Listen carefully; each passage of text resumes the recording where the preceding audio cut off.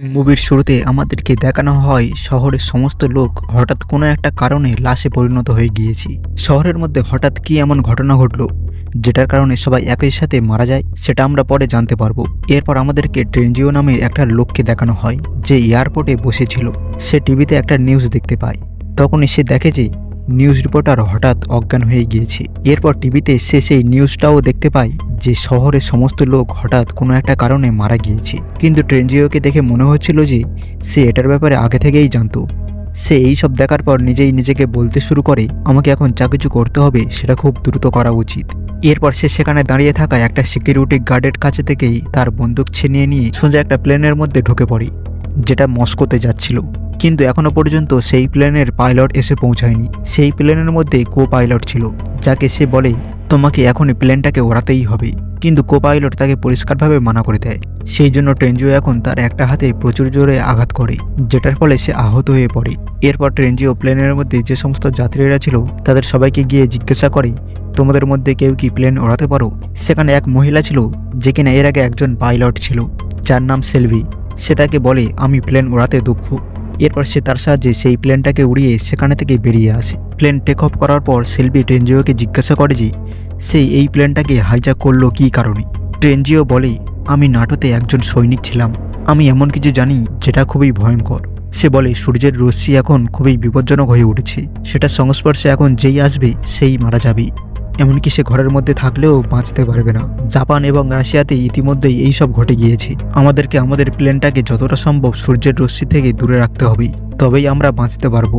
আর সেই জন্যই আমি পশ্চিমে যাওয়ার ফ্লাইটটাকে হাইজ্যাক করেছি। আর এখন প্লেনের যে কো পাইলট ছিল, যার নাম ম্যাথিউ ছিল, তার হাতে প্রচুর যন্ত্রণা শুরু হয়। তখনই প্লেনের এক যাত্রী এসে তার হাতে ব্যান্ডেজ লাগিয়ে দেয়। এরপর তারা সবাই সিদ্ধান্ত নেয় যে ট্রেনজিও এখন যা যা বলবে তারা তেমনটাই করবে। ট্রেনজিও তাদের এই প্ল্যানটাকে ল্যান্ড করার কথা যেখানে ছিল সেখানে না গিয়ে অন্য একটা জায়গায় ল্যান্ড করার কথা বলে। এখানে যদিও তাদের ট্রেনজিওর কথা বিশ্বাস হয় না, কিন্তু তারা এখন গান পয়েন্টে থাকার কারণে তার কথা মানা ছাড়া আর অন্য কোনো উপায় ছিল না। আর এখন প্লেনের যাত্রীরাও সেটার ব্যাপারে জানতে পারে, কিন্তু কারোর ট্রেনজিওর কথাই বিশ্বাস হয় না যে সূর্যের রশ্মি কারোর কোনো ক্ষতি করতে পারে। তখনই একটি যাত্রীর শরীর অসুস্থ হয়ে পড়তে শুরু করে। তাকে সাহায্য করার জন্য একটি টার্কিশ প্যাসেঞ্জার আসে, যার নাম আয়াজ। সাহায্য করার বাহানায় সে ট্রেনজিওর বন্দুক ছিনিয়ে নেয়। এরপর সে ট্রেনজিওকে বন্দুক দেখিয়ে ওয়াশরুমের মধ্যে বন্ধ করে দেয়। এরপর কো পাইলট ম্যাথিউ এসে আয়াজকে বলে, ট্রেনজিও আমাদেরকে পশ্চিমের দিকে যেতে বলেছি, আমরা খুব শীঘ্রই সেখানে ল্যান্ড করতে চলেছি, যেখানে পুলিশ ট্রেনজিওকে গ্রেপ্তার করবে আর আমরা সবাই বেঁচে যাব। এরপর তারা পশ্চিমের দিকের একটা এয়ারপোর্টে গিয়ে পৌঁছায়, যেখানে তারা লক্ষ্য করে যে সেখানে আগে থেকেই প্রচুর প্লেন ল্যান্ড করেছে। সেখানে বহু প্লেন জোর করে ল্যান্ড করেছিল, সেই জন্যই সেগুলো ক্র্যাশ হয়ে গিয়েছিল। তাদের জন্য এখানে ল্যান্ড করার কোনো জায়গা নেই। এরপর ম্যাথিউ আর সমস্ত যাত্রীদের ট্রেনজিওর বলা কথাটা বিশ্বাস হতে শুরু করে, আর এখন ট্রেনজিওকে মুক্ত করে দেওয়া হয়। ম্যাথিউ এখন তাকে সমস্ত ঘটনাটা বলতে বলে। ট্রেনজিও বলে, আমি এটার ব্যাপারে বেশি কিছু জানি না, আমি যা কিছু জেনেছি সেটা আমার সিনিয়রের থেকে জেনেছিলাম। আমি শুধু এটাই জানি যে আমাদেরকে যতটা সম্ভব সূর্যের আলো থেকে দূরে থাকতে হবে। যদি সূর্যের রশ্মি আমাদের প্লেনের ওপরে পড়ে তাহলে আমরা সবাই মারা যাব। এরপর সেলভি আর ম্যাথিউ সিদ্ধান্ত নেয় তারা এখন স্কটল্যান্ডে ল্যান্ড করবে, যেখানে তারা খুবই কষ্ট করে ল্যান্ডিং করে। এমনকি সেই প্লেনটা একটা দেওয়ালে ধাক্কা লাগতেই চলেছিল, কিন্তু ঠিক সময়ে সেটা থেমে যায়। তাদের ফোনে এখন নেটওয়ার্ক চলে এসেছে। তারা সবাই ইন্টারনেটে দেখে যে প্রায় অর্ধেক পৃথিবীর মানুষ মারা গিয়েছে। এর মানে হলো ট্রেনজিওর প্রত্যেক কথা একেবারেই সঠিক ছিল। তারা এটাও জানতে পারে যে যদি সূর্য ওঠার পরে তারা কোনো বাংকারের মধ্যে লুকিয়েও পড়ে তবুও তারা মারা যাবে। সেই জন্যই তাদের কাছে এখন একটাই মাত্র উপায় ছিল, সেটা হলো সূর্যের থেকে তাদেরকে এগিয়ে যেতে হবে। এর মানে এখানে সূর্য ওঠার আগেই তাদেরকে অন্য কোনো দেশে চলে যেতে হবে, যেখানে সূর্যের আলো এখনো পর্যন্ত পৌঁছায়নি। তারা নিজেদের সাথে পানীয় জল ও খাবারের সমস্ত সাপ্লাই নিয়ে নেয়। এটার সাথেই তারা প্লেনের মধ্যে ফিউয়েলও ভরে নেয়, আর তারপর তারা আবারও সেখানে থেকে টেক অফ করে উড়ে যায়। সমস্ত যাত্রীদের কাছেই তাদের আত্মীয় স্বজনদের করা মেসেজও আসে, যেগুলো তাদের শেষ মেসেজ ছিল। তারা এখন আর জীবিত নেই। তারা সিদ্ধান্ত নেয় যে তারা এখন কানাডাতে ল্যান্ড করবে, কারণ সেখানে তারা তাদের প্লেনের ফিউয়েল রিফিল করতে পারবে। যাত্রীদের মধ্যে একজন ক্লাইমেট এক্সপার্টও ছিল। সেই ইন্টারনেট থেকে এই প্রবলেমের ব্যাপারে পড়ে সবাইকে শোনায় যে সূর্যের মধ্যে কিছু ম্যাগনেটিক ফিল্ড রয়েছে, যেগুলো প্রত্যেক 11 বছর অন্তর অন্তর রিভার্স হয়ে যায়। কিন্তু ওই একই পদ্ধতিতে এই বছরও যখন সেটা রিভার্স হচ্ছিল, তখন সেটার গতি অনেক কম ছিল, যেটার ফলে পৃথিবীতে সূর্যের আলো থেকে বের হওয়া গামা রশ্মির প্রবলতা বেড়ে গিয়েছে, আর লোকেরা সেটার সংস্পর্শে আসার সাথে সাথেই মারা যাচ্ছে। আর এখন তারা সবাই বুঝতে পেরে গিয়েছিল যে কিভাবে সূর্যের রশ্মি লোকেদেরকে মেরে ফেলছি।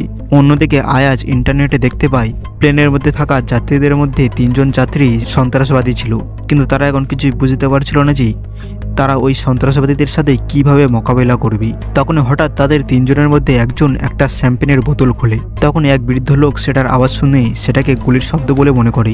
সে ভয় পেয়ে প্লেনের দরজা খোলার চেষ্টা করতে থাকে। এরপর তাকে থামানোর জন্য সেই সন্ত্রাসবাদী বৃদ্ধ লোকটাকে জোরে ধাক্কা মারে। সেটার ফলে লোকটা নিচে পড়ে যায় আর সে সেখানেই মারা যায়। সবাই জানে যে এটা একটা অ্যাক্সিডেন্ট ছিল, সেই জন্য কেউ কাউকে দোষ দেয় না।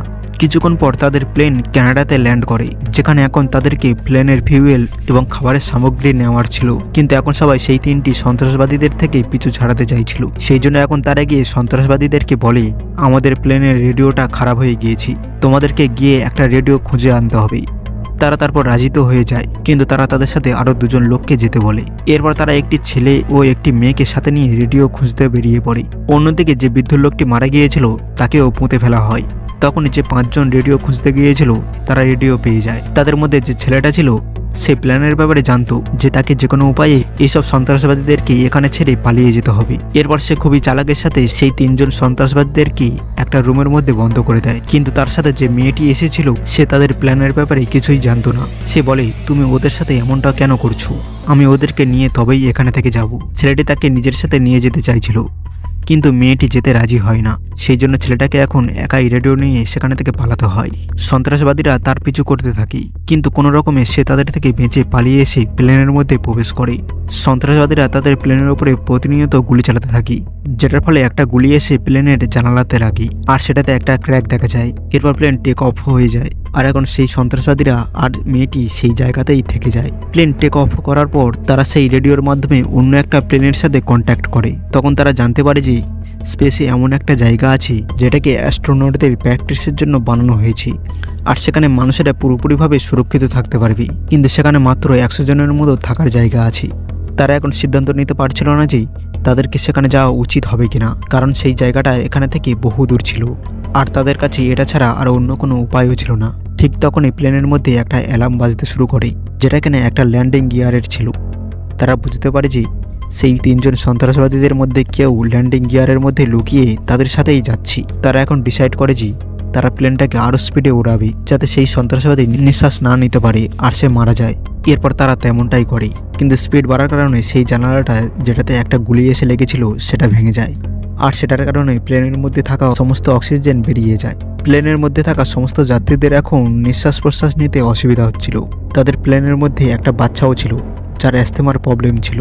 এরপর আয়াজ সেই ছেলেটার জন্য অক্সিজেন পাইপের সাহায্যে এক ধরনের পাইপ বানিয়ে সেটাকে সেই বাচ্চাটার নাকের মধ্যে ঢুকিয়ে দেয়, আর এখন সেই বাচ্চাটা আবারও স্বাভাবিক হয়ে যায়।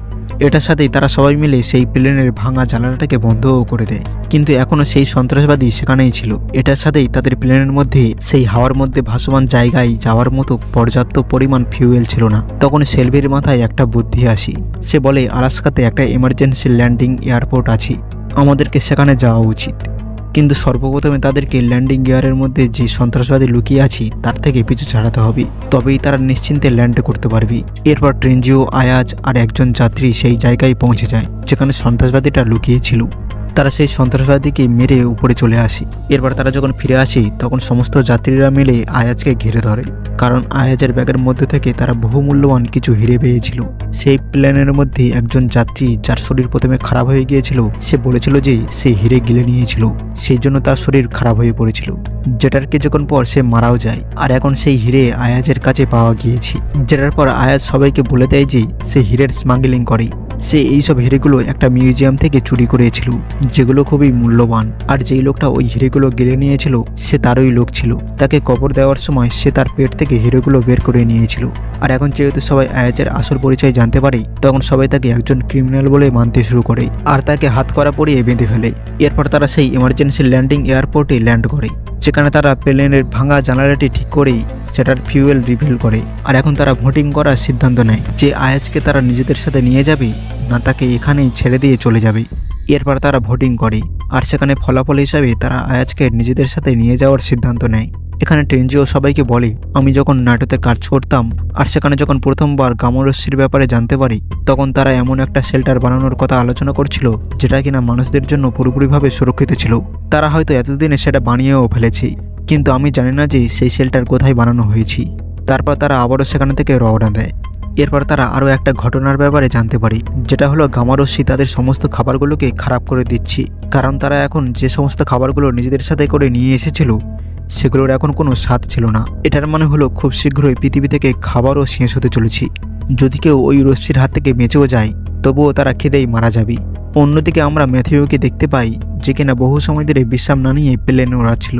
সে অনেক সময় ধরে একটুও ঘুমায়নি। তার মানসিক অবস্থা ধীরে ধীরে খারাপ হয়ে পড়তে শুরু করে। সে ওয়াশরুমে যায়, যেখানে গিয়ে সে অজ্ঞান হয়ে পড়ে। তার হাতে যে আঘাত লেগেছিল সেটাতে এখন পচন ধরতে শুরু করেছে। তার অবস্থা খুবই খারাপ ছিল। তারা বুঝতে পারে যে তাদেরকে যে কোনো উপায়ে হসপিটালে পৌঁছাতে হবে, তবেই সে বাঁচতে পারবে। তাদের সাথে যে নার্স যাত্রী ছিল সে বলে, আমি হসপিটালে ওনার চিকিৎসা করতে পারবো। তখন সেলভি তাদেরকে জানায় যে আমি প্লেন ওড়াতে পারি, কিন্তু আমি ল্যান্ডিংয়ের ব্যাপারে ততটা জানি না। এরপর সে অনলাইনে ইউটিউবে বিভিন্ন ভিডিও দেখে ল্যান্ডিংয়ের ব্যাপারেই। এরপরে সে খুবই কষ্ট করে ল্যান্ডিং করে। আর এখন সে প্লেনটাকে যেখানে ল্যান্ডিং করিয়েছিল সেটা ন্যাটোর হেডকোয়ার্টার ছিল, যেখানে থেকে ট্রেনজিও এই ঘটনার ব্যাপারে জানতে পেরেছিল।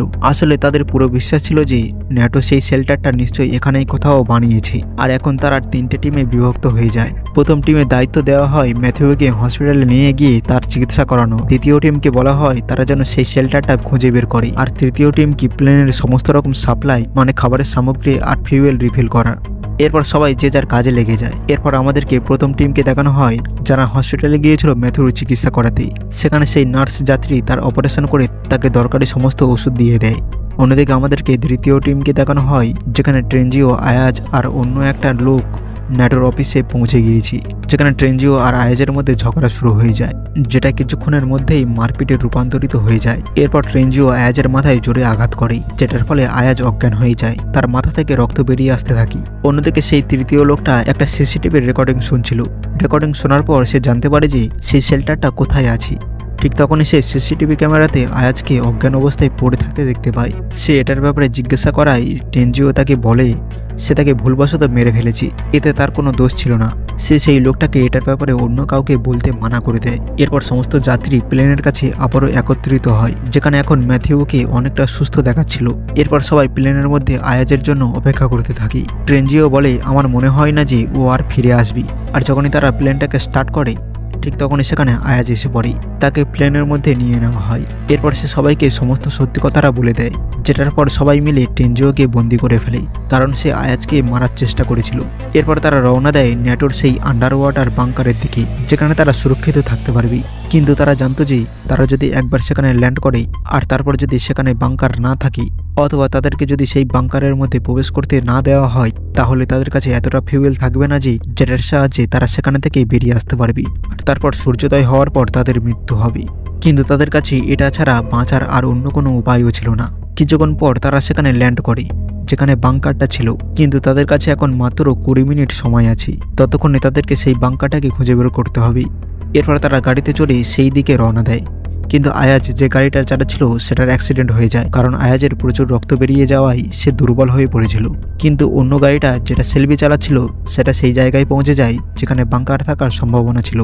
এরপর যখন তাদের মধ্যে একজন যাত্রী ভিতরে প্রবেশ করার জন্য গেটটাকে স্পর্শ করে, তখন তার ইলেকট্রিকের শক লাগে, যেটার ফলে সে মাটিতে পড়ে যায়। তারা বুঝতে পারে যে এই গেটের মধ্যে কারেন্ট আছে। সেখানে প্রবেশ করার জন্য একটা বাটন ছিল, কিন্তু সেটাকে প্রেস করে ধরে থাকতে হবে। আর এখন ট্রেনজিও সিদ্ধান্ত নেয় সে ওই বাটনটাকে প্রেস করে ধরে থাকবে, কিন্তু তাকে সেখানেই বেঁধে রাখা হয়, কারণ তার উপরে এখন কারোর বিশ্বাস ছিল না, কারণ সে আয়াজকে মারার চেষ্টা করেছিল। তাকে বলা হয় যখন সবাই ভিতরে প্রবেশ করবে তখন তাকে খুলে দেওয়া হবে। এরপর একে একে সবাই ভিতরে প্রবেশ করে। আর এখন বাকি ছিল শুধুমাত্র দ্বিতীয় টিমটার, যেটা ছিল আয়াজের টিমটা, যাদের গাড়ির অ্যাক্সিডেন্ট হয়েছিল।